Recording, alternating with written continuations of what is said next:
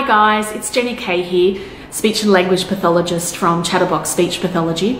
I've just been getting a few parents talking to me about how they should go about getting rid of that dummy. Because you want to get rid of that dummy because it can impact on the development of your child's teeth and hard palate. Not only does it impact on their development of their physical oral motor structure, but it can also impact on the development of their talking skills and their speech sound development. Because simply, it's hard to produce your speech sounds and it's hard for others to understand, which means it's hard for you as a parent to be able to correct your child's speech and language development. So what I've got together for you is 3 things to think about when you've decided you're going to ditch that dummy. So the 3 things that I would think about is, first one, is timing. Make sure you do it at a time that works for you and your family. Don't do it when there's anything big and stressful happening in the family, because getting rid of that dummy can be pretty stressful in itself. Second thing I'd think about is, how are you going to do it? Now there's 3 different ways that I'd probably think about getting rid of it. The first one is you can just do it cold turkey. It's going to be tough. It's going to be 2 or 3 days that they'll probably be screaming. If they aren't, lucky you. It could take up to 7 or 8 days where you're hearing it quite a lot. Okay, but sometimes in hindsight, the Band-Aid method can work, but be ready for it. Second way you could possibly go about getting rid of it is to reduce it. So starting off where it's just for sleeps, day sleep and night sleep, and then maybe just night sleep.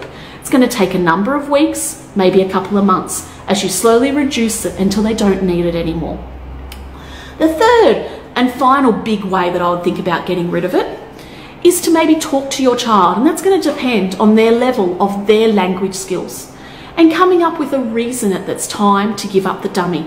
And that might be because the Easter Bunny's coming, Santa's coming, there's a baby sister or brother coming and they need to be the big child now and they need to give that dummy down.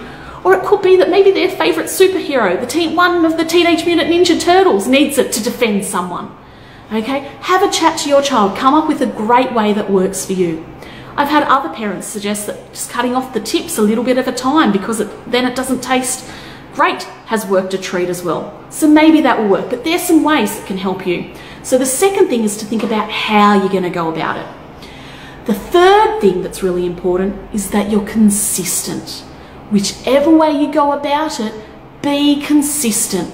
And make sure you're all working together as a family to get it happening. So when I say that, make sure mum and dad are on the same page and you're doing it the same way.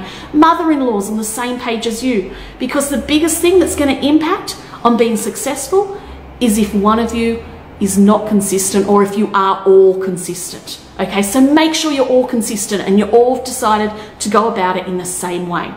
So hopefully that helps for you guys. They're the 3 big things that I'd be thinking about. First of all is timing. Make sure it's the right time for all of you. Second way is thinking about how you're going to do it.